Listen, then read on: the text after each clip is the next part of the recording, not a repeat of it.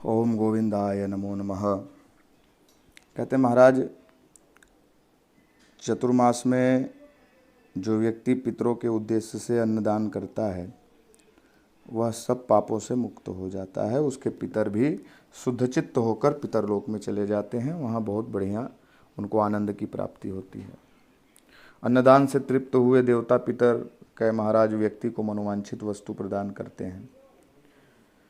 चींटी भी उसके घर से भोजन लेकर जाती है। अन्नदान सबसे उत्तम है। उसका न रात में निषेध है न दिन में, चौमासे में। वह विशेष रूप से पापों का नाश करने वाला है। अन्नदान की एक महिमा है। आप कोई भी अन्नदान करो तो उन दानों में दिन रात इत्यादि मुहूर्त क्षण सब चीज़ का ध्यान रखना पड़ता है। लेकिन अन्नदान एक ऐसी व्यवस्था है, शास्त्रों ने वह किया, जिसमें दिन और रात उसका कोई निषेध नहीं है, कोई मुहूर्त नहीं है। जब भी आपका मन करे आप अन्नदान कर सकते हो। चतुर्मास में तो विशेष रूप से पापों का नाश करने वाला है। शत्रुओं को भी अन्न देना मना नहीं किया है शास्त्रों ने। यदि दुश्मन भी भूखा हो तो उसको भोजन कराना शास्त्र ने मना नहीं किया है। भैया चतुर्मास के अंदर तो विशेष अन्नदान के ऊपर थोड़ा ध्यान देना। चौमासे में, इस चतुर्मास में दूध दही और मट्ठा दान करने से भी महान फल प्राप्त होता है। जन्म काल में जिससे यह शरीर पुष्ट हुआ उस अन्न एवं दुग्ध का दान उत्तम है।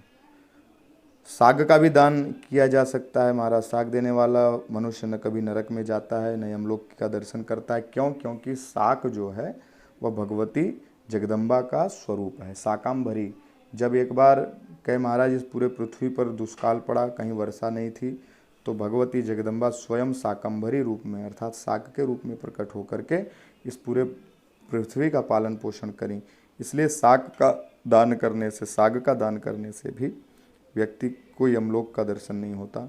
वस्त्र देने वाला प्रलय काल तक चंद्रलोक में निवास करता है, ऐसा शास्त्र कहते हैं। जो चतुर्मास में चंदन अगुर धूप इत्यादि का दान करता है वह भी पुण्य प्राप्त करता है, विष्णु भगवान का धाम प्राप्त करता है। भगवान विष्णु के शयन काल में जो मनुष्य वेदवेत्ता ब्राह्मण, वैदिक ब्राह्मण जो संध्या उपासना इत्यादि कर्म करता हो, उसको अन्न वस्त्र फल इत्यादि का दान करता है, वह भी कभी यमलोक का दर्शन नहीं करता। वह भगवान विष्णु के परम धाम वैकुंठ को प्राप्त होता है। कहते महाराज,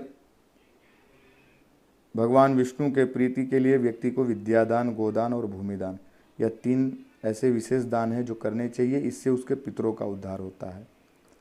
तो भगवत गीता में भी कहते हैं कि दक्षिणा ज्ञान संदेश। सबसे बड़ी दक्षिणा क्या है, सबसे बड़ा दान क्या है? तो दक्षिणा ज्ञान संदेश। जो कुछ भी धर्म के आचरण को आपने सुना है उसको आप लोगों में प्रसारित करो, प्रचारित करो, यही विशेष दान है।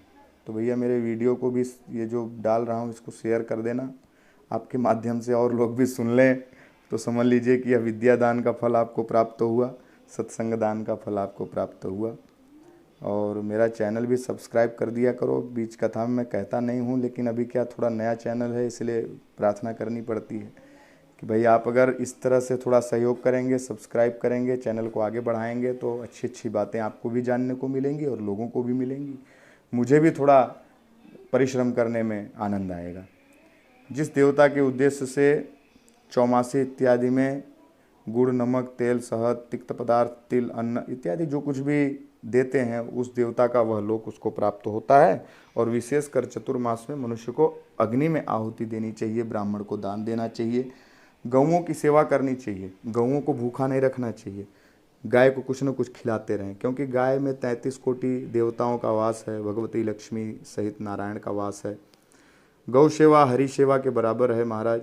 इसलिए इस संसार में भगवान कहते हैं कि मुझे सिर्फ 4 लोगों से विशेष मतलब है। अगर जब कभी भी त्राहिमाम त्राहिमाम का शब्द उठता है तो भगवान को प्रकृति में और सब चीज़ों से उतनी ममता नहीं है जितनी ममता 4 चीज़ों से है। तो क्या? तो गो, विप्र और धेनु।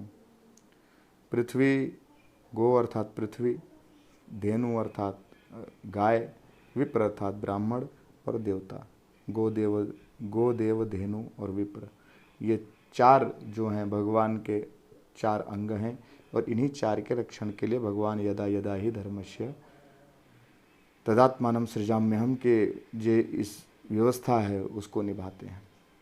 विप्रधेनु सुरसंत हितलीन मनुज अवतार भगवान कहते हैं कि विप्रधेनु सुरसंत, ये 4 ही धर्म के मूल हैं।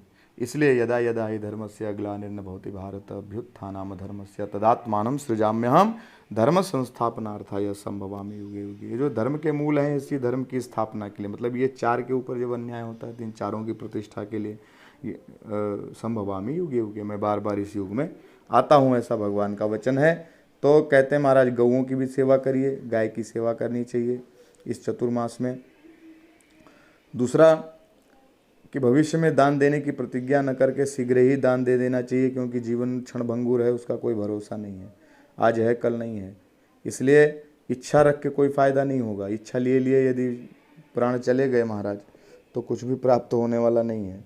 हमारे गुरुजी कहा करते थे कि महाराज परीक्षित के पास तो 7 दिन था, उनको पता था कि 7वें दिन मेरी मृत्यु होगी, लेकिन हमारी और आपकी मृत्यु कब हो जाएगी, किस क्षण हो जाएगी, कहाँ पे हो जाएगी, कुछ पता नहीं है। इसलिए करूँगा वाला संकल्प कभी मत लीजिए। जब भी मन करे उस समय मुहूर्त इत्यादि का विचार किए बिना भी सत्कर्म कर दीजिए। क्यों? क्योंकि सत्कर्म किंचित मात्र भी किया हुआ कभी व्यर्थ जाता नहीं है। फिर कहते हैं कि महाराज जिसको देने का निश्चय किया हो उसे दे ही दें, दी हुई वस्तु उससे वापस न लें। ब्राह्मण को तो खास, यदि ब्राह्मण को आपने कोई चीज़ दे दी है तो उससे कभी वापस नहीं लेनी चाहिए। जो श्रीहरि के शयन काल में ब्राह्मण के लिए सब प्रकार का दान देता है वह पूर्वजों सहित अनेक पापों से मुक्त हो जाता है। तो इसलिए ध्यान रखिए इस चतुर्मास में अब हमको क्या क्या परित्याग करना है उसका हम विधिवत श्रवण करेंगे कि हमको क्या क्या कर्म करने चाहिए और क्या क्या कर्म नहीं करने चाहिए।